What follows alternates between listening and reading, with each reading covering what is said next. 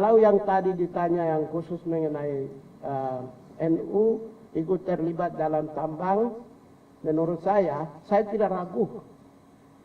Karena mereka memiliki dasar agama yang nilainya memuliakan manusia. Baik, terima kasih. Hari ini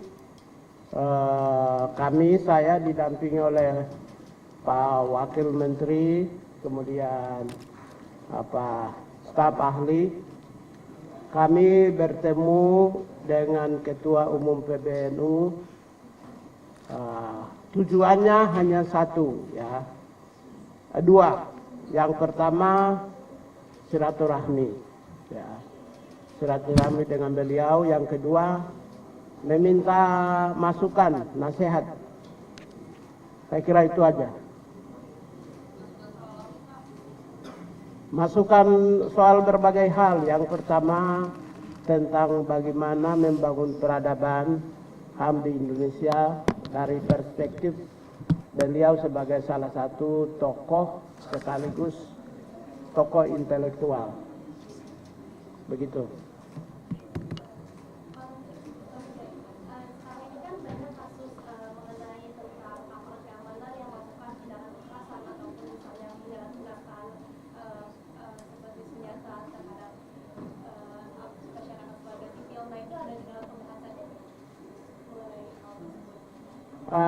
Ini pembahasannya masuk dalam konteks membangun peradaban. Di dalam secara spesifik itu adalah mainstreaming human right. Mainstreaming human right yaitu bagaimana merubah mindset, ya, pikiran human right. Yang kedua bagaimana merubah tutur human right dan merubah aksi atau tindakan atau kebijakan yang terkait dengan human right. Itu tidak hanya di dalam institusi pemerintah, tapi institusi pemerintah pusat, pemerintah daerah, sampai dengan kemudian di swasta, private sector, dan juga masyarakat umum. Saya kira itu.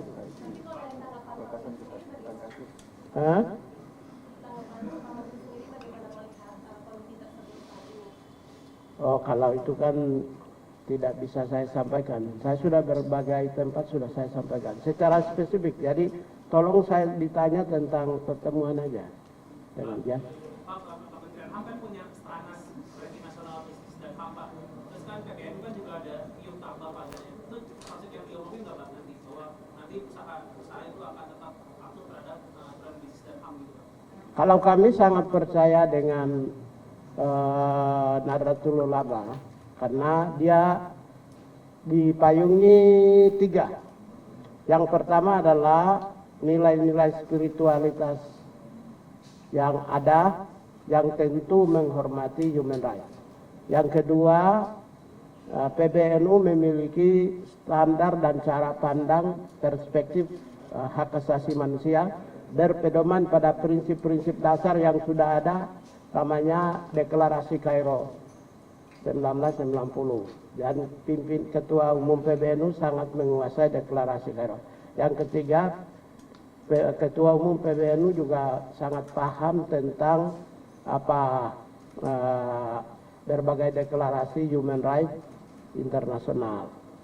Saya kira dengan demikian saya tidak meragukan mereka bisa mengelola dan membangun iklim usaha yang disemangati, dijiwai oleh nilai-nilai hak asasi manusia.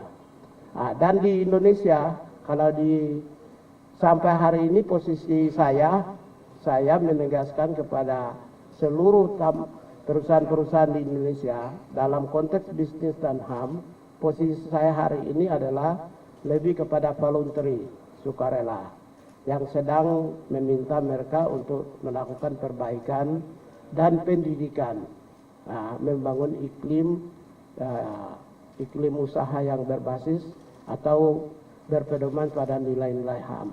Nanti tahun 2026 baru saya akan melakukan audit dan mungkin juga akan menerapkan sanksi, tapi tidak bisa sekarang. Sekarang ini tujuan tidak bisa kita terapkan tahun ini sanksi untuk industri atau korporasi Korporasi juga yang saya akan masuk itu adalah korporasi internasional dan korporasi nasional yang berstandar internasional. Kelas menengah ke bawah tidak berpedoman pada dalam konteks amanat Perserikatan Bangsa-Bangsa maupun peraturan-peraturan yang lebih tinggi. Saya sudah sedang mempersiapkan terkait dengan bisnis dan human rights. Itu nanti bulan September kami akan keluarkan peraturan presiden. Kita tidak hanya sekedar berhenti pada strategi, stranas, bisnis dan HAM. Tapi kita akan lebih meningkatkan lebih dari strategi, yaitu aksi. Aksi dalam konteks ini adalah melakukan pantauan dan audit. Nah, sekarang ini kita mempersiapkan yang lebih kepada strategi. Strategi berarti kan kita masuk pendidikan, sosialisasi, pemasyarakatan kepada pengelola usaha supaya bisa kembangkan. Kalau yang tadi ditanya yang khusus mengenai NU ikut terlibat dalam tambang, menurut saya tidak ragu. Karena mereka memiliki dasar agama yang nilainya memuliakan manusia, memuliakan alam semesta, memuliakan Tuhan. Karena itu saya tidak meragukan. Yang kedua, mereka juga memahami tentang prinsip-prinsip dan standar HAM internasional. Saya justru yang menyampaikan, saya ragu justru yang perusahaan-perusahaan internasional yang kelola di Indonesia. Saya justru itu. Kalau di sini, karena itu pertanyaan ini, jawaban saya seperti itu.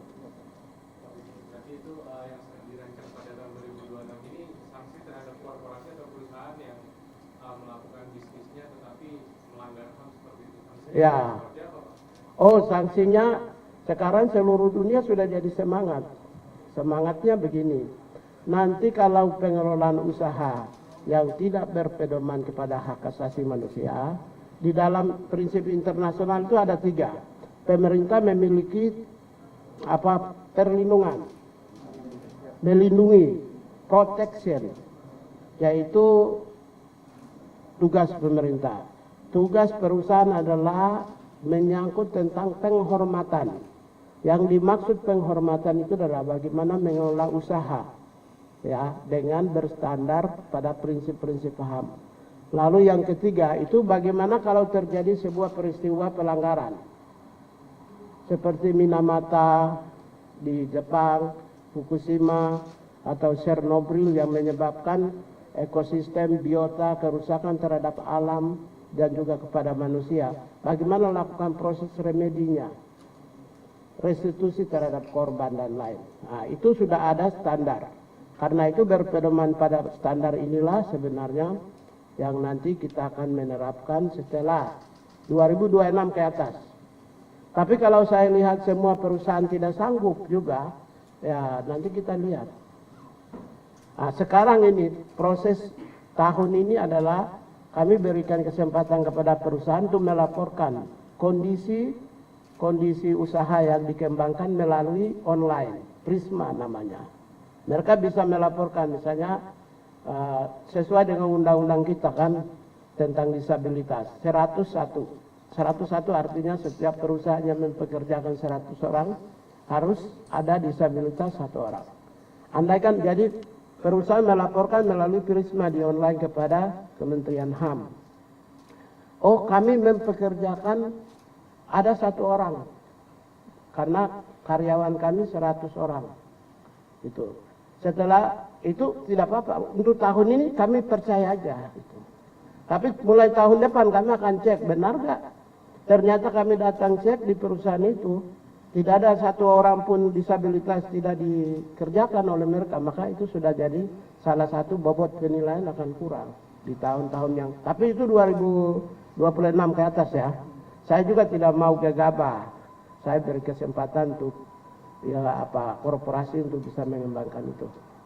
Saya kira yang lain pertanyaan lain aja. Terkait yang pertemuan aja. Oh, ya. Ya, yang pertama tentu kerjasama yang paling kita butuhkan kan NU dan semua sumber daya yang ada akan menjadi bagian dan partner strategis bagi Kementerian HAM untuk satu membumikan, membangun kesadaran HAM bagi masyarakat. Yang kedua itu khusus dalam dunia pendidikannya. Kemungkinan, tapi saya tidak janji ya, kemungkinan kita juga akan gagas salah satu program untuk mendirikan pusat studi HAM di universitas di bawah naungan Nahdlatul Ulama. Tapi tidak semua ya, kita akan lihat satu atau dua mungkin kita akan bangun. Lalu yang ketiga nanti kami juga mendidik TOT, tenaga-tenaga trainer untuk sosialisasi, penyuluhan dan pendidikan HAM di sekolah-sekolah, apakah di perguruan tinggi atau di pesantren. Dan itu semua disambut baik oleh Ketua Umum PBNU. Begitu atau bagaimana? Harapan bagi NU. Harapan. Kalau NU itu sudah menjadi pedoman hidup kami selama ini. Jadi harapan gimana? Saya hidup saya itu hidup dalam lingkaran NU. Saya dari Papua dibawa oleh Gus Dur. Jadi saya ya seperti yang kalian melihat saya jadi menteri ini juga karena Gus Dur bawa saya dari Papua. Saya satu-satunya menteri yang dibawa Gus Dur dari Papua ya.